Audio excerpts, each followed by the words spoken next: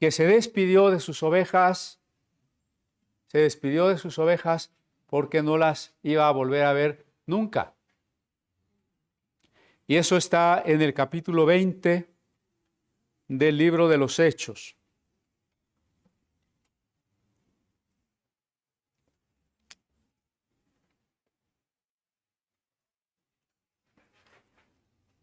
Y allá en el verso 7 del capítulo 20 del libro de los Hechos, comienza el relato.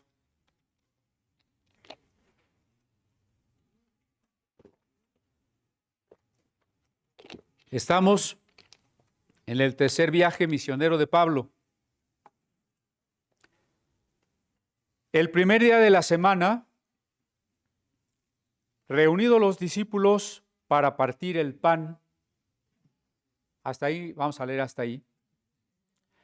El domingo pasado platicamos de que los primeros cristianos comenzaron la costumbre de reunirse el primer día de la semana y vimos varias citas del Nuevo Testamento y varias citas de los padres de la iglesia de los primeros siglos, repito.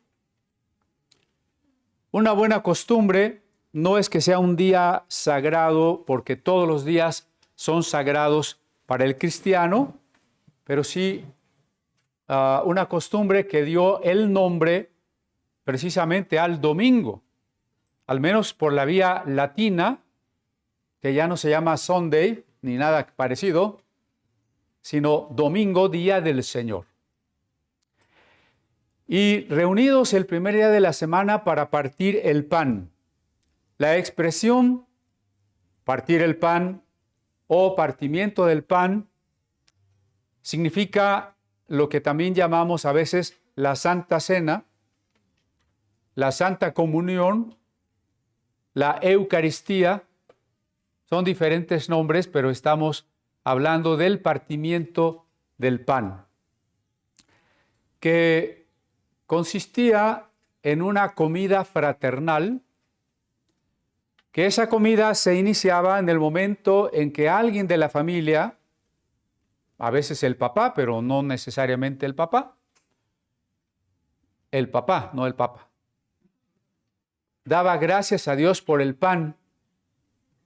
Y pues como era un pan grande que se compartía por todos, al dar gracias por el pan lo partía y lo repartía.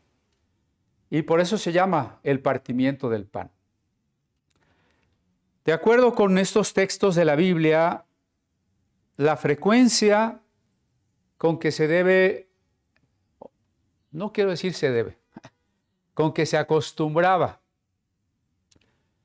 No digo se debe porque si en la Biblia no hay un versículo que diga la Santa Cena se hace con tal frecuencia, si no hay esa indicación, es que hay libertad, ¿no? Hay personas a las que les gusta hacerlo diario, sobre todo en las denominaciones o ramas del cristianismo donde se le llama comulgar. Hay personas que pueden ir diario. En otras se hace el primer domingo de mes, por ejemplo, en muchas iglesias bautistas. En otras se hace una vez al año, más o menos coincidiendo con la fecha de la Pascua. Y se le otorga suma importancia como un evento muy especial. Incluso hacen un pan especial. A algún estudiante de una iglesia de este tipo, algún día le decía, ¿y cómo hacen ustedes el pan? Me decía, no, ese es un secreto que no podemos compartir. Así como la receta de la abuelita, ¿no? No hay siempre la misma frecuencia, pero hasta donde alcanzamos a ver en el Nuevo Testamento, el partimiento del pan se hacía cuando menos el primer día de la semana, es decir, cada semana. Hechos 2:42 dice, perseveraban en las oraciones. ¿Qué es perseverar en la oración? ¿Orar cada año? Perseveraban en la comunión, en la doctrina, y eso quiere decir de manera constante, y en ese mismo verso dice, y perseveraban en el partimiento del pan. Hacerlo cada año no es perseverar en el partimiento del pan. Pero si es una comida fraterna, es perfectamente entendible que el día de reunión fuese también un día de comida, y dentro de esa comida se proclamara la muerte de Cristo. Voy a decir algunas cosas respecto al partimiento del pan o Santa Cena, de manera breve porque ustedes ya conocen perfectamente el tema, pero al mismo tiempo es una doctrina que ha causado mucha discusión, mucha controversia y hasta persecución. Ha habido tiempos en que si un grupo no cree como el grupo predominante y el grupo predominante tiene el poder, pues los quema en la hoguera, ¿no? Así de grave ha sido la discusión en torno a la Santa Cena. Por lo pronto, entonces, la frecuencia es algo que queda abierto porque la Biblia no nos indica con precisión cada cuándo se debe de realizar.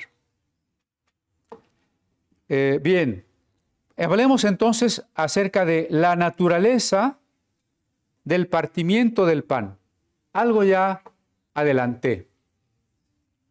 Por lo pronto, el problema es que se ha puesto el énfasis en los elementos, es decir, en los objetos. En este caso, por elementos estoy refiriéndome al pan y al vino. Se ha puesto el énfasis en el pan y en el vino. En muchas de las ramas del cristianismo. Por ejemplo, en la Iglesia Católico Romana y de manera muy cercana en la Iglesia Anglicana, se piensa que ese pan se hace cuerpo de Cristo y ese vino se hace sangre de Cristo. Entonces, ¿en qué está la importancia? En los elementos, es decir, los alimentos, el pan y el vino. De ahí que hubiera una etapa en la que a las personas no sacerdotes, a los legos, se les negaba la especie del vino. Decían, la oblea, con la hostia, basta. ¿Por qué no pueden tomar el vino? Porque si el vino se convertía en sangre de Cristo y la mayoría de los hombres usaba barba y bigote, ¿dónde se iba a quedar la sangre de Cristo? Pues en la barba y el bigote, ¿no? Y por eso también el pan no debería morderse y no puede caerse ninguna migajita, porque el pan se ha vuelto algo tan sagrado que se guarda precisamente en un recipiente, que es el Santísimo, el Sagrario, y se le considera Jesús, o sea, ese pan es Jesús sacramentado, pero tendríamos que suponer que la presencia de Jesús en el mundo está especialmente en ese sacramento, ¿no? En el caso de la Iglesia luterana, no se piensa que el pan ha dejado de ser pan para convertirse en cuerpo de Cristo, pero sí se piensa que a la par con el pan estamos comiendo o está presente el cuerpo físico de Cristo. Y en el vino la sangre, físicamente presente, la sangre de Cristo. De ahí que si en la Iglesia Católica se llama transubstanciación, en la Iglesia Luterana se llame consubstanciación. En el caso de las demás iglesias evangélicas, no se consideró siempre que ni que el pan se volviera carne de Cristo, ni que Cristo estuviera físicamente presente en el pan. Se decía que Cristo estaba espiritualmente presente en el pan, lo que a mí me deja de todas maneras un signo de interrogación, como esos que pintan en los dibujos, ¿no? ¿Qué quiere decir que Cristo está espiritualmente en el pan? Y entonces con esas posturas se le sigue brindando una especie de sacralidad al pan y al vino. Entiéndame, no es mi intención criticar en tono descalificador a estas posturas, solamente contrastarlas con lo que dice el Nuevo Testamento, ¿no? Yo he participado en estas ceremonias en algunos grupos y bueno, hay cosas que no me dejan de sorprender. Me invitaron a un salón del reino de los testigos de Jehová para participar de la Santa Cena y entonces pasaron el pan y pasaron el vino y nadie lo tomó y nadie se lo comió. Y yo pregunté, ¿por qué no se lo comen? Pues es que nadie es digno. Y si nadie es digno, nunca nadie lo puede comer. Sí, si pertenece a los 144,000. Pero pues aquí no hay ninguno de esos, pues parece que no hubo, ¿verdad? Nadie se lo comió. En alguna iglesia evangélica que me han invitado incluso a presidir la ceremonia, pues me van indicando los pasos que yo desconozco, porque es una mesita con un mantelito, ahora quita el mantelito, ahora dobla el mantelito, ahora... Y así muchos detalles, ¿no? Que bueno, hay que seguirlos para no lastimar a las personas, ¿sí? Por respeto a ahí donde nos han invitado, pero no me deja de sorprender pues esa importancia. Y se termina la Santa Cena y si quedó pan y vino, yo creo que surge la pregunta, ¿y qué hacemos con el pan y con el vino? Si ya es sagrado, si es Jesús sacramentado, pues se lo guarda bajo llave, ¿no? Para la siguiente. Pero en el caso de las iglesias evangélicas, creo que siempre han tenido esa duda. ¿Qué hacemos con el pan y con el vino que sobró? ¿Por qué? Porque perdimos la naturaleza del partimiento del pan como lo expresa el Nuevo Testamento. Y que es una comida de comunión. Nada más que eso. ¿En dónde está la importancia?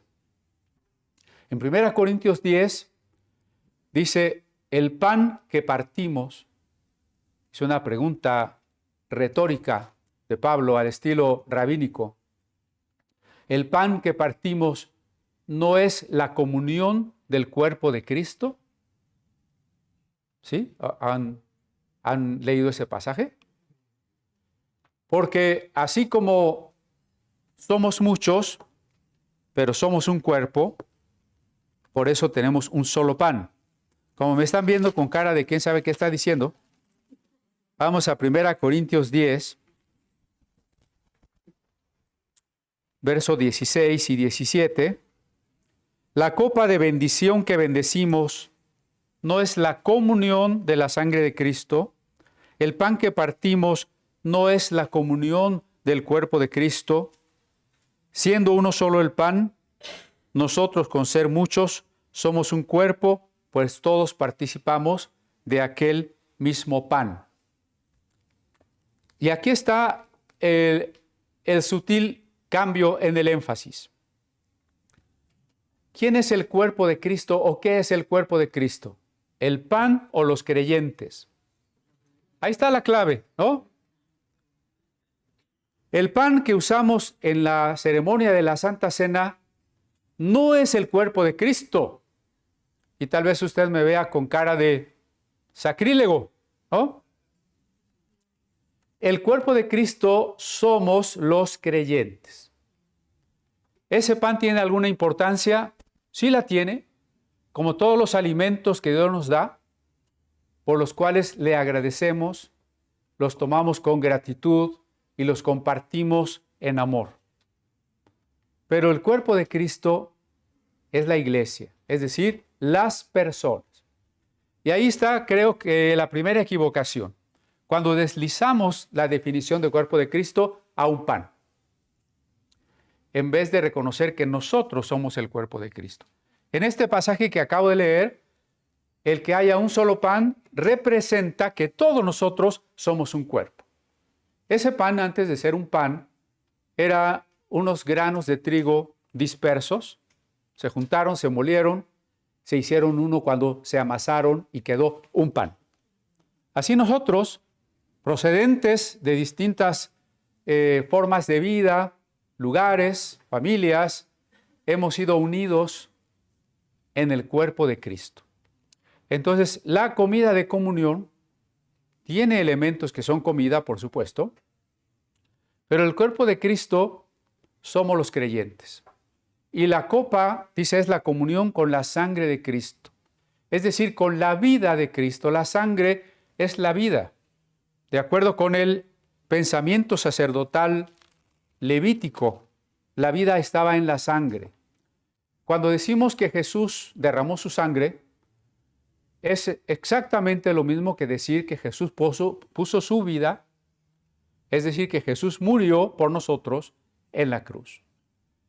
Así que estar en comunión con la vida que Él ofreció, que ahora es la vida del resucitado, estar en comunión como un solo cuerpo de Cristo, que Él nos ha hecho, el Cristo resucitado nos ha hecho parte de sí mismo por el Espíritu Santo. Entonces, en la comida fraternal estamos representando eso, y eso es lo importante. A ver si puedo sintetizar. ¿En qué está la importancia de reunirnos a tomar el pan y el vino? En realizar un acto, un signo físico evidente, captado por los sentidos, y en este caso especialmente por la vista, por el gusto, por el oído, con el que estamos proclamando que Jesús murió por nosotros, creemos que hemos creído en Él, que somos parte de su cuerpo y que estamos esperando su regreso.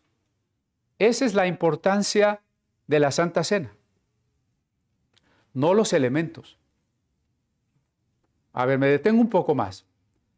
Por lo pronto, en el Nuevo Testamento, a estas comidas se les llamaba también agapi. Usted sabe que agapi significa fundamentalmente amor. Por extensión se les llamó agapes a las comidas fraternales. ¿Y por qué? Pues porque los hermanos compartían los alimentos. 1 Corintios 11, que no vamos a leer, pero usted conoce, el apóstol Pablo reprende a la iglesia de Corinto por celebrar mal la Santa Cena. ¿En qué consistía su celebración equivocada?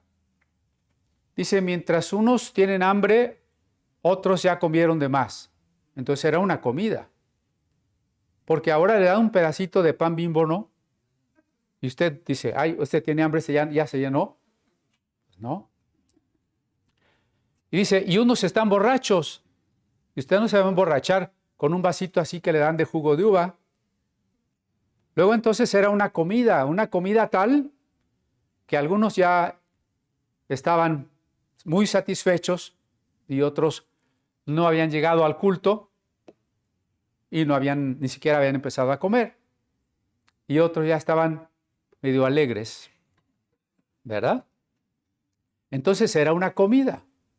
Y como dice Santiago y Judas y 1 de Juan, aludiendo a los que contaminan las comidas, los ágapes, que son manchas en vuestros ágapes, ¿no? Entonces, eran comidas. Pero dentro de esa comida había un momento muy especial para dejar en claro que toda comida juntos es el establecimiento de amistad, el establecimiento de un pacto. Hay una rama de teología muy interesante que conozco apenas 2 libros, o quizá 3. Creo que hay mucho todavía que decir allí. Una teología de la comida. Sí. Por lo pronto, en la Biblia la comida es muy importante. Cada vez que hubo un pacto de Dios con el hombre, se selló con una comida.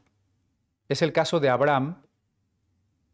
Las 2 o 3 veces que Dios se le aparece, le da promesas, hay comida. Es el caso de Moisés y los ancianos que con él suben al Sinaí a un banquete. Es el caso de Jacob con Labán. Es el caso de Cristo una noche antes de morir. Es lo que dice el Salmo 23.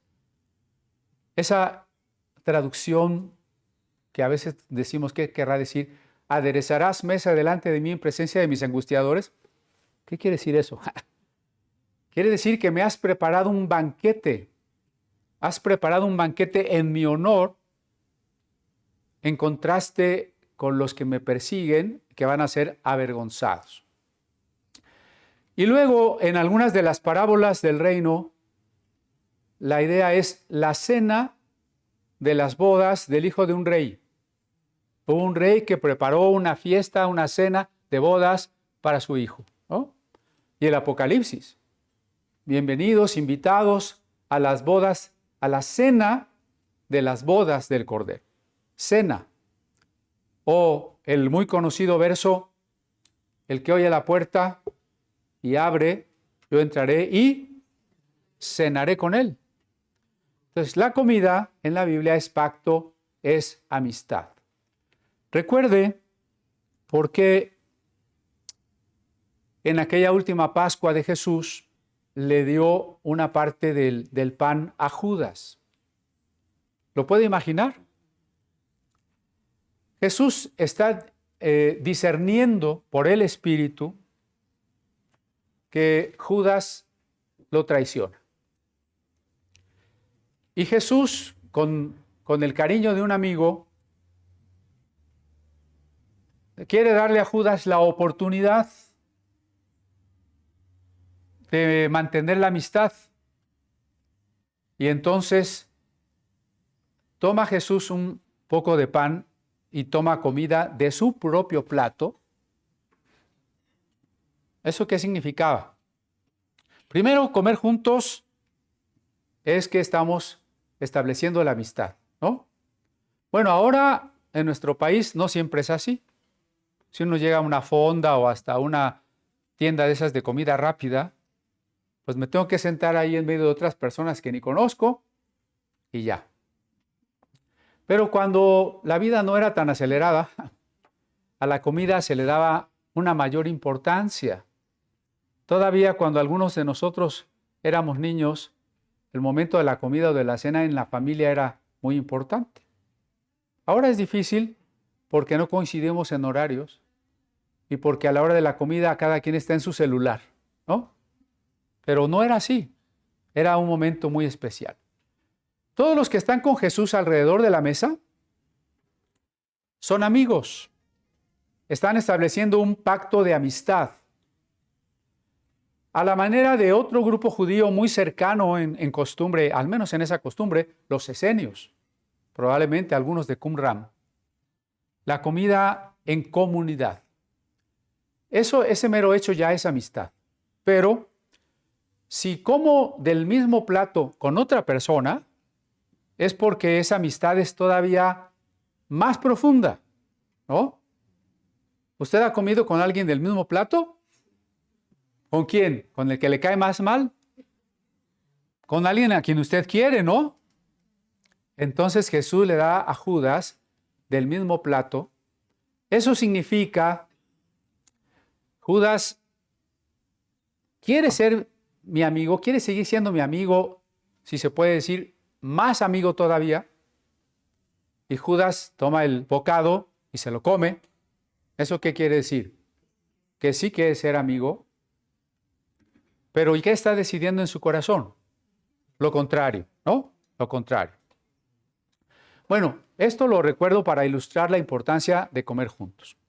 1 Corintios nos muestra que la Santa Cena es ese momento en que la Iglesia reitera su amistad, su comunión y su deseo de superar todas las divisiones, los chismes, las críticas, los pleitos, que aquí no hay.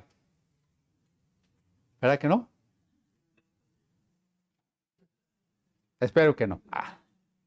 Pero si los hay, ahí es el momento.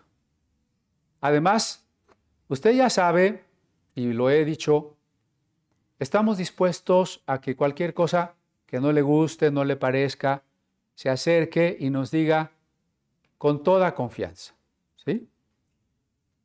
Si usted se acerca conmigo y me dice, hermano, a mí no me gusta tal cosa, yo no le voy a decir, pues vete, ¿no?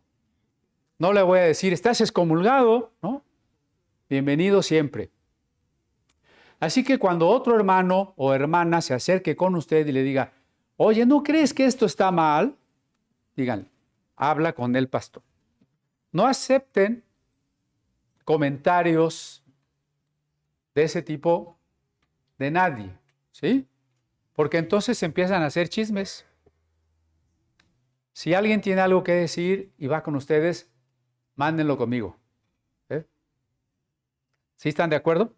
Bueno, entonces era una cena. Había comida de muchas cosas, pero el pan y el vino especialmente nos ayudaban a recordar que en toda comida estamos en comunión con Cristo.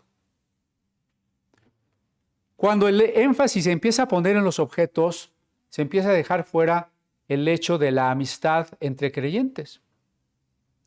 Y entonces usted va a tomar el pan y fuera del momento en que dicen, hermanos, denos la paz o dense la paz, pues yo no sé ni quién está a mi lado, ni lo conozco, y yo paso solito por mi pan, abro la boca, me lo dan, cierro los ojos y me voy, ¿no?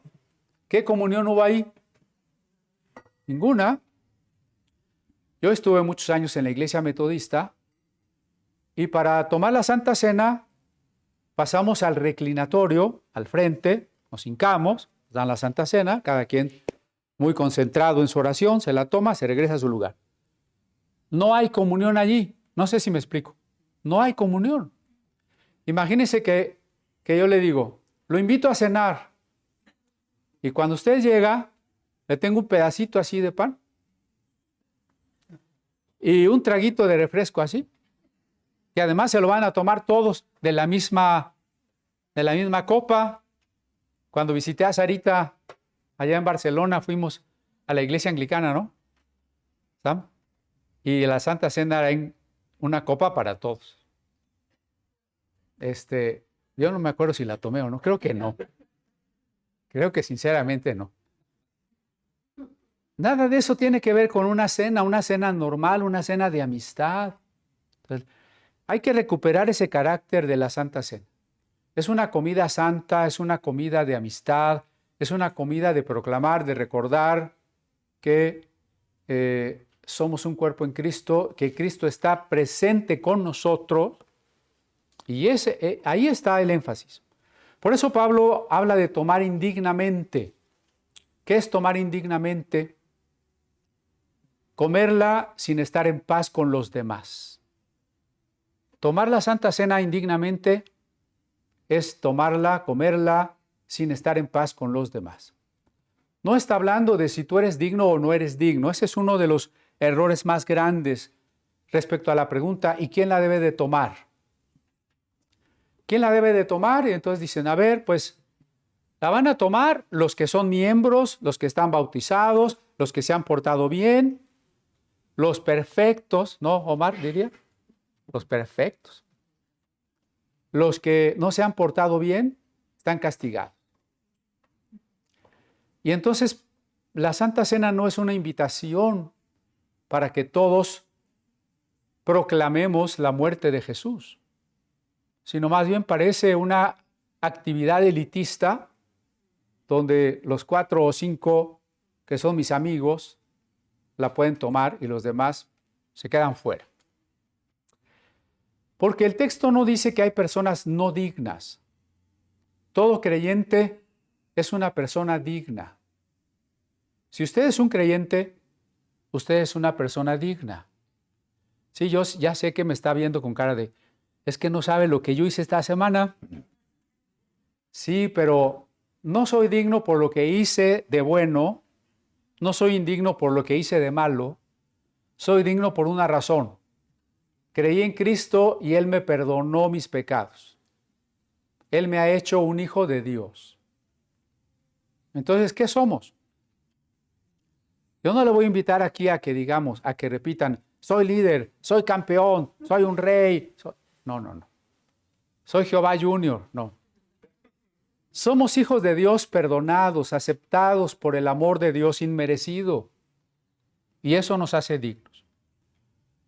Y si tomar la Santa Cena es, entre otras cosas, decir que Cristo murió por mí, ¿qué creyente estaría impedido de recordar y de proclamar que Cristo murió por él? Eso no se lo podemos prohibir a nadie. La indignidad no está en la persona, sino en la manera de hacer algo. En este caso, la manera de comer, no la persona, la manera de comer sería indigna si estoy en pleito y al mismo tiempo estoy anunciando la amistad y la unidad, ¿no? Entonces, ¿quién puede tomar la cena del Señor? Todos. Todos los presentes. Yo creo que estaría bien el próximo domingo compartirla, ¿no? A ver cuántos están de acuerdo. ¿No todos están de acuerdo? Entonces, primero Dios, la próxima semana vamos a tener la celebración de la Cena del Señor. ¿Quién la puede tomar? Todos. Hasta las visitas. Si la visita entiende que tomar la Cena del Señor es creer que Jesús murió por nosotros, puede, ¿verdad? Puede. ¿Quién la tiene que impartir? Aquí está otra de esas discusiones. Cuando le damos un énfasis a las cosas, a los objetos, es decir, al pan y el vino, entonces, como consecuencia pensamos, ¿y quién puede hacer que ese pan y el vino se vuelvan tan santos, tan especiales, tan diferentes? Y suponemos, no cualquiera. Bueno, ustedes habrán notado que a veces menciono las creencias de uno u otro grupo o de nosotros mismos, ¿eh? Insisto, no en afán de descalificar. Cuando me preguntan, bueno, ¿y comunidad apostólica qué denominación, qué tipo de iglesia? ¿No? Por ejemplo, ahora esta semana allá en Oaxaca, bueno, ¿y comunidad qué iglesia es? Presbiteriana, metodista, luterana. Yo les digo, es una iglesia abierta a la comunión con todos, ¿no? O sea, estamos en comunión con metodistas, presbiterianos, luteranos, católicos, todos, sí. Pero eso no quiere decir que no examinemos las distintas propuestas doctrinales, ¿no?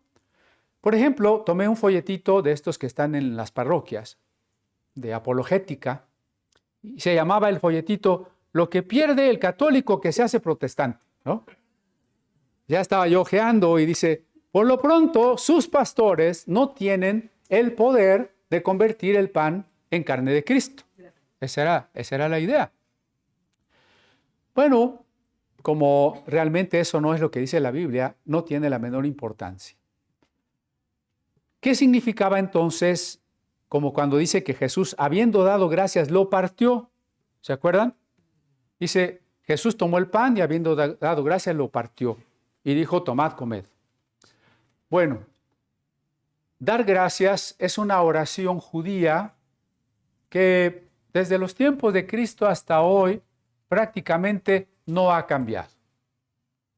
Y esa oración dice, bendito seas tú, Señor Dios del universo, o Señor Rey del universo, por el fruto de la tierra, por este pan fruto de la tierra. Bendito seas, Señor, tú, Rey del universo, por este vino fruto de la vid. Y eso es todo. No hay fórmula mágica. ¿Sí se fijan que ahí no hay fórmula mágica? O sea, no dice, bendito sea Señor, y ahorita decretamos que en este momento este pan se convierte en carne. ¿Cuántos de ustedes acostumbran a orar antes de comer? Es una buena costumbre, ¿no? Es una buena costumbre. ¿Pero qué dicen? Señor, te rogamos que bendigas estos alimentos. ¿Y qué quiere decir que bendigas estos alimentos? ¿Que antes no estaban bendecidos? O sea, los bisteces que te hizo tu mamá, No estaban bendecidos hasta que oramos por ellos. ¿Eso quiere decir? ¿Y qué quiere decir que ya están bendecidos? ¿Ya se les murieron las amibas o ya se le aumentaron las vitaminas? No sé, que pedimos cosas muy curiosas, ¿no? Que bendiga las manos que prepararon estos alimentos. Pues era atún de lata, ¿no?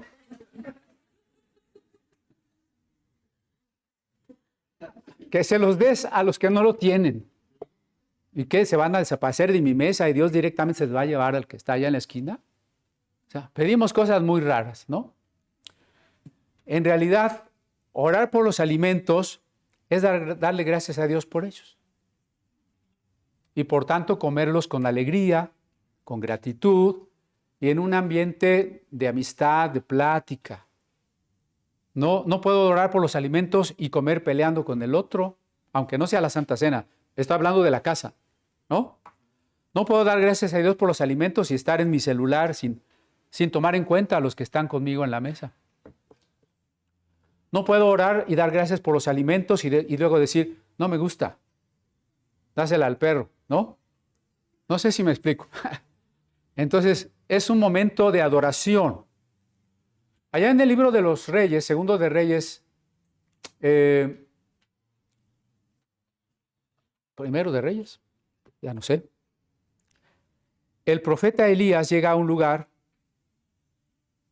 y una viuda le invita a comer. Y dice que cuando la mujer vio al varón comer, se dio cuenta que era varón de Dios. ¡Ah, caray! ¿Cómo? ¿No? Por la manera de comer, dijo, este es un varón de Dios.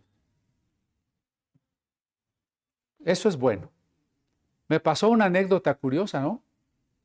Me subo al Metrobús. Ya no había lugar, así que voy parado. Y una pareja me dice, ¿usted es padre?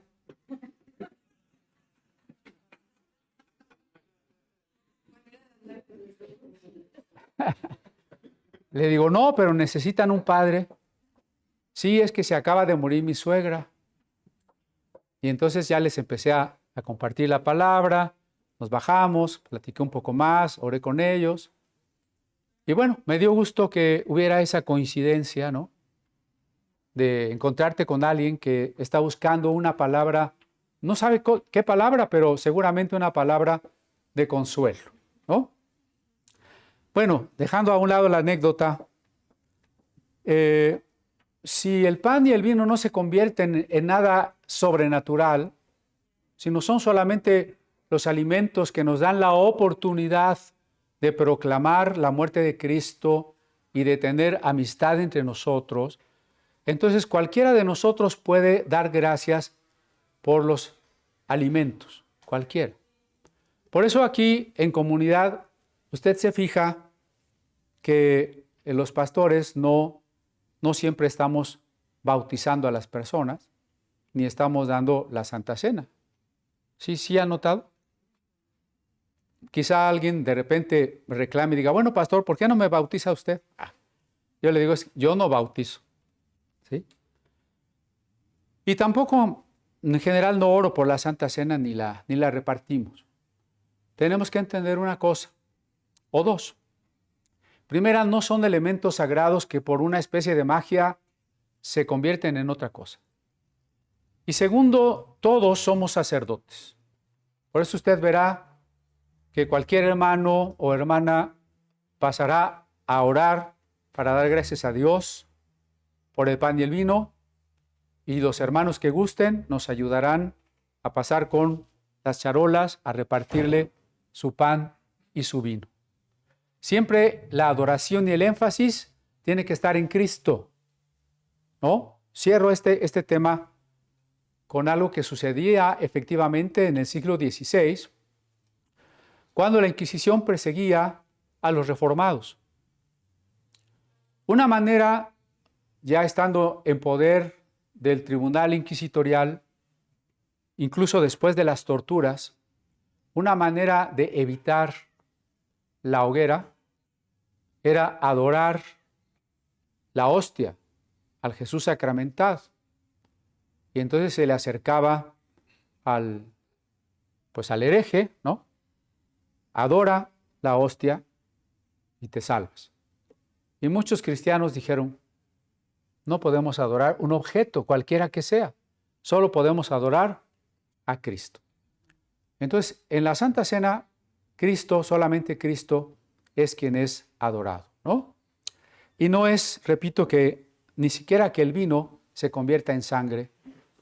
Esto está muy asociado a otro error muy común que hemos comentado, ¿no? El estar clamando y cubriendo todo con la sangre de Cristo. Es un error que algunos tuvimos, yo tengo que confesarlo, porque cuando yo era adolescente leí un libro que se llamaba El poder de la sangre y me quedó esa idea de que, pues ante un problema, decía, me cubro con la sangre de Cristo. Pero ya dijimos, ¿y eso qué quiere decir? Si la sangre de Cristo, como su cuerpo, ha resucitado, ¿no? La sangre, o mencionar de manera simbólica la sangre de Cristo, es evocar que hace 2000 años su sangre física verdadera fue derramada por nosotros y que gracias a esa muerte de Cristo hoy estamos perdonados. Pero no es que su sangre sigue brotando de algo, quién sabe de qué, porque Él ya está resucitado, ¿no? Bueno, sigamos adelante. Pablo enseñó largamente en aquella ocasión. Si se adelantan conmigo, ahí en el capítulo 20, a los versos 36 al 38, y ahorita regresamos a donde nos quedamos.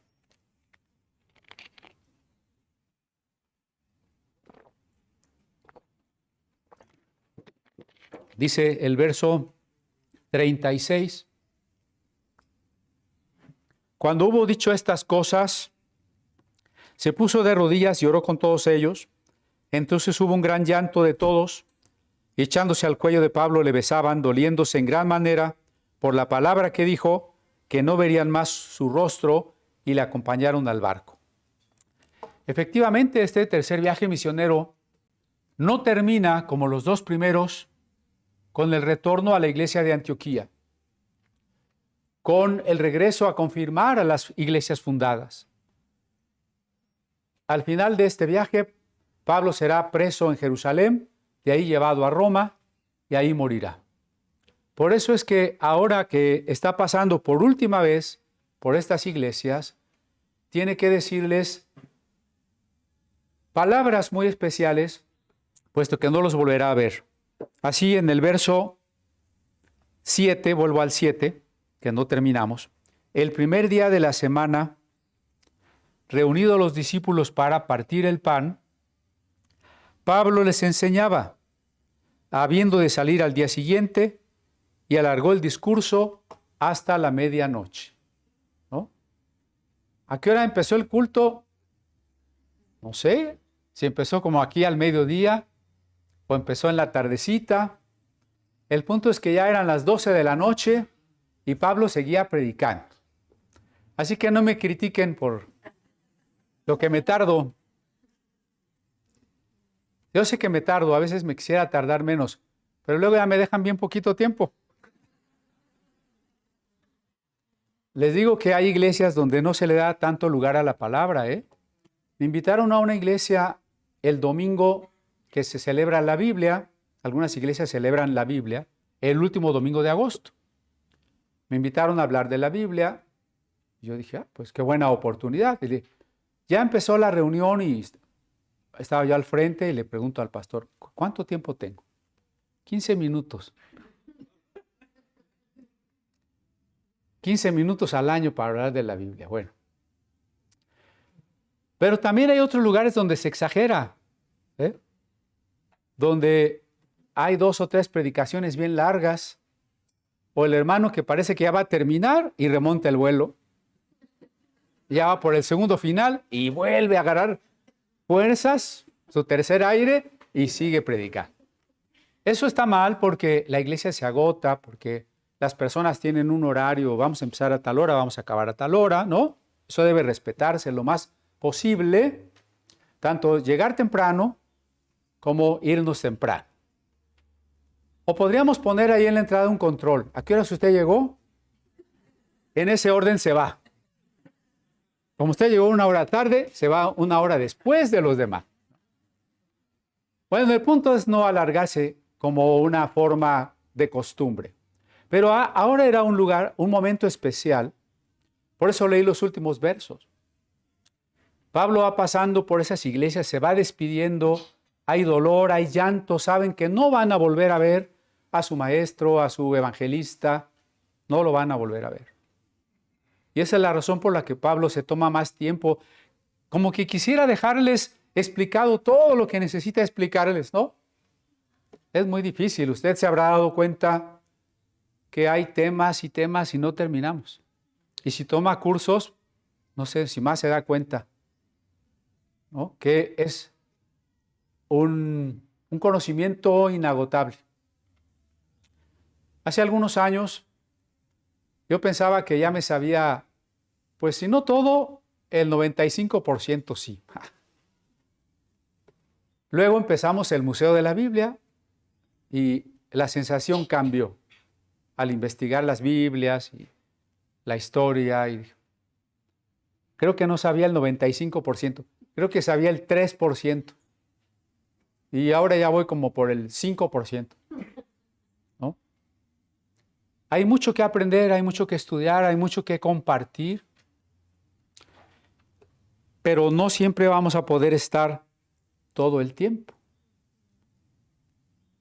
Ya no van a volver más a ver a este maestro que les enseña la doctrina. Y eso pasa siempre, ¿no? Con nosotros mismos. Cuando yo veo los videos de Corintios, que estábamos allá en las lomas, ¿sí los han visto? Los de estudio de Corintios. Yo estaba joven. Y ahorita ya, no, bueno, ya. Ya me veo más achacoso, ¿no?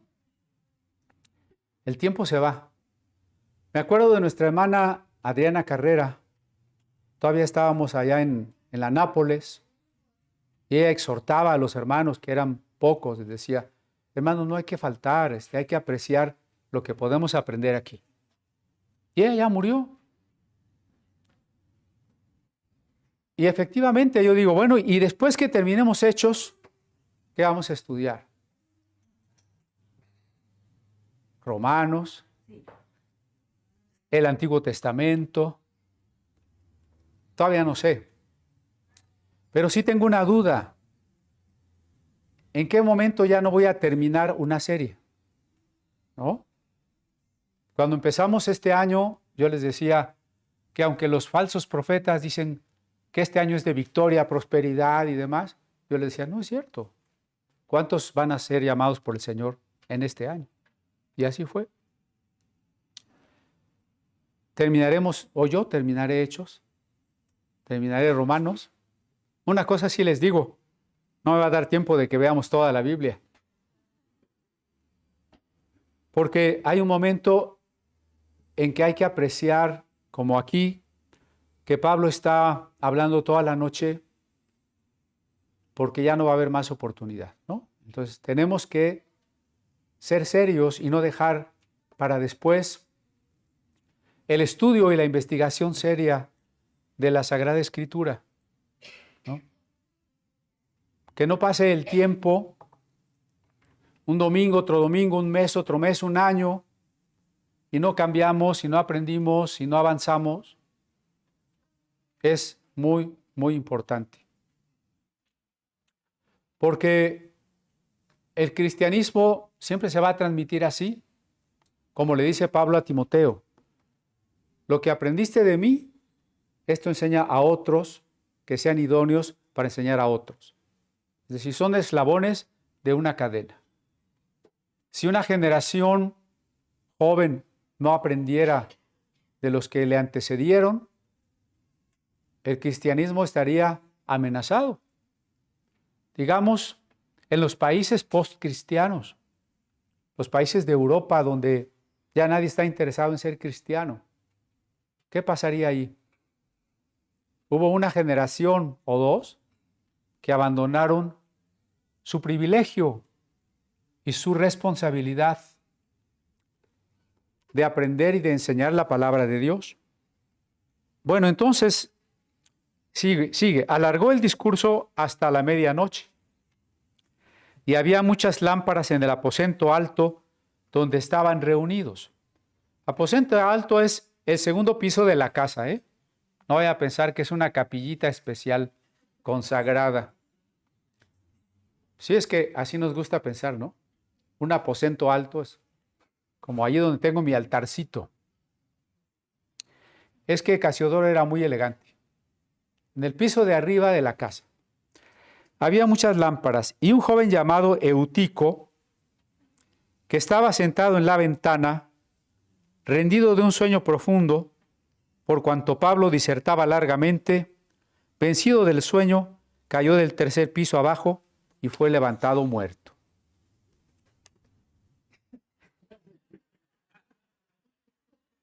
¿Nadie está dormido? A veces sí. Desde aquí yo los veo perfectamente, a los que se duermen. Por lo pronto espero que aprendamos la lección, ¿verdad? El hermano fulano se cayó de la silla por estar dormido. Estaba consultando en los hallazgos de las cuevas del Mar Muerto. Ustedes saben que las muchísimas cuevas que hay allí, en 11 de esas cuevas se encontraron documentos, casi 1000 documentos. Poquito más de 250 son textos bíblicos. Entre algunos de los textos que no son bíblicos, incluso algunos que son peculiares de los grupos que allí vivían o que ahí al menos guardaron sus bibliotecas, está un documento muy interesante que se conoce como Regla de la Comunidad o Manual de Disciplina. Ese Manual de Disciplina tiene un capítulo muy interesante que se llama Penas para los que pecan. Esto me recuerda a algunas iglesias legalistas, ¿no? O yo no sé si a veces vale la pena. Pena para los que pecan. Da una lista muy larga que ahora no voy a comentar, pero solamente esta. El que se adormece en la plática de los rabim va a ser castigado 30 días. Y si se adormeció 3 veces en el culto, así dice. Si no, consulten. ¿Y en qué consistía ser castigado 30 días? En no poder participar de la comida de comunión con los maestros, los rabim, ¿no? Claro, ellos vivían juntos y comían diario juntos, pero no puedes comer un mes como castigo con nosotros. Tú vas a comer allá, aparte en la cocina, porque te dormiste en el culto. A ver, hermanos, pónganse sus barbas a remojar. Bueno, se cayó Eutico, pero como no se cayó de la silla, sino del tercer piso, se murió. Entonces descendió Pablo y se echó sobre él y abrazando le dijo: no os alarméis, pues está vivo. Es decir, ¿se murió o no se murió? Pues sí se murió. Pero Pablo oró para que este joven volviera a vivir. Dios le dio la oportunidad. ¿Cuándo suceden los milagros? Aquí hubo un milagro. ¿Cuándo suceden los milagros? ¿Qué son los milagros? A lo mejor no termino ya esta parte el día de hoy, pero ¿qué es un milagro? Un milagro es cualquier evento que manifieste el amor de Dios, que manifieste a Dios. Puede ser algo natural o sobrenatural. Eso es secundario. Lo importante es que manifieste el amor de Dios, ¿no? Vamos a suponer que la breve plática y la oración con esta pareja del Metrobús vamos a suponer, que les haya servido. Si fue así, ¿hubo algo sobrenatural ahí? No, todo fue natural. Pero ¿en qué consistiría el milagro? En que nos hayamos encontrado, ¿no? En que se haya establecido la plática. Es decir, no fue sobrenatural en el sentido de que no se violó ninguna ley natural, ¿no? ¿Sí me estoy explicando? No se violó la ley de la gravedad o la que quieran, ¿no? Fue algo totalmente dentro de los parámetros de lo ordinario, de lo natural. ¿Pero se manifestó Dios? Sí, ¿no? Ese es el milagro, que se manifieste Dios. Si algo es supuestamente sobrenatural, pero no manifiesta a Dios, incluso engaña a las personas y las aleja de Dios, no es un milagro. No es un milagro. ¿Cuándo suceden los milagros? Estaba viendo que ahora está de moda una predicación respecto de la profecía. Se malentiende la profecía como una especie de orden para que sucedan las cosas. Me explico. Yo profetizo que esta semana todos van a ser bendecidos. ¿Sí se entiende? Ya cambié la idea de profecía, que es traer un mensaje de Dios, ya la cambié por una especie de poder que tengo yo de ordenar que las cosas sucedan. Y eso hoy está de moda. En muchos lugares se predica y la gente anda profetizando por todas partes. Y por ejemplo, miren, hablan de escuelas proféticas y hay unas materias de lo más extraño. Se habla de vidas proféticas, de adoración profética, de intercesión profética, de actos proféticos. ¿Y qué quieren decir con eso? En sus propias palabras, suponen activar la palabra de Dios por medio de declaraciones positivas. Qué cosa más extraña, ¿no? La palabra de Dios no se tiene que activar. La palabra de Dios es en sí misma poderosa. Y dijo Dios, sea la luz, y fue la luz. ¿Quién activó la palabra de Dios? Nadie. ¿No?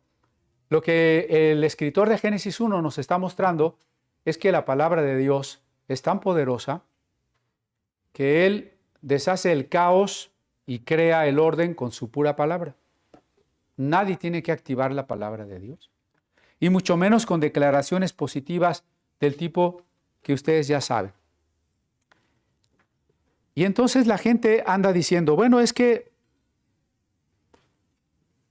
por medio de la danza profética se liberan las personas. Por medio de la adoración profética vienen revelaciones. Todo eso no está en la Biblia. Acuérdense que no está en la Biblia. Miren, les voy a leer una cosa que me encontré. A ver si la encuentro.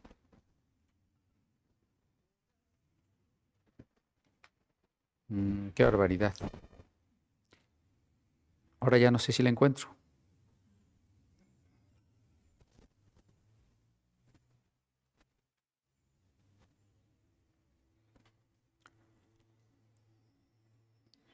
Ya sé dónde. Denme un segundo. Me la mandé yo mismo. Aquí está. Miren de qué manera se confunde, aunque esto ya sería para el otro domingo, yo creo. Ya no tengo tiempo. No, de hecho ya no tengo tiempo.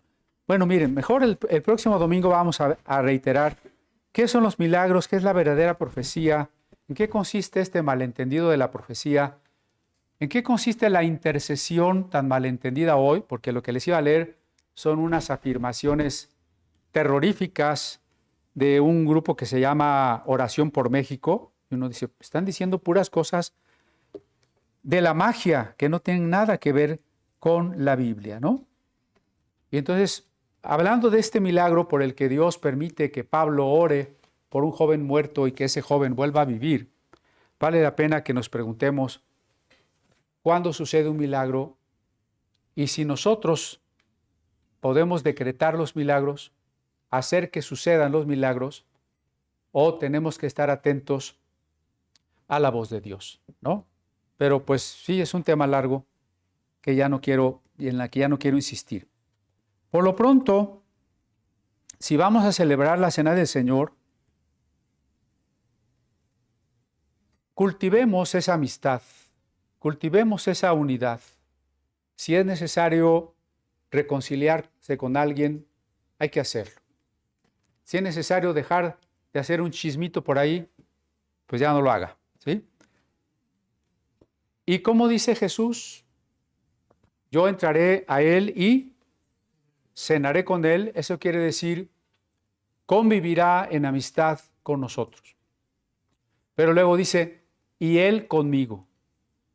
Eso quiere decir que la cena, lo que podríamos llamar la última cena, la última comida de comunión, será cuando Cristo venga. Esa sí va a ser una comida grandiosa, porque aquí partiremos el pan y el vino los que estamos aquí.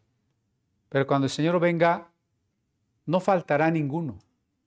Es decir, seremos millones de personas creyentes de todos los países, de todas las épocas de la historia, ¿no? Dice en Lucas, y ahí estarán Abraham, Isaac, Jacob, los patriarcas, ¿no? Y los gentiles que quisieron acercarse. Yo no me quiero perder esa cena, ¿usted sí? Pues hay que preparar nuestro corazón. Adelante, María.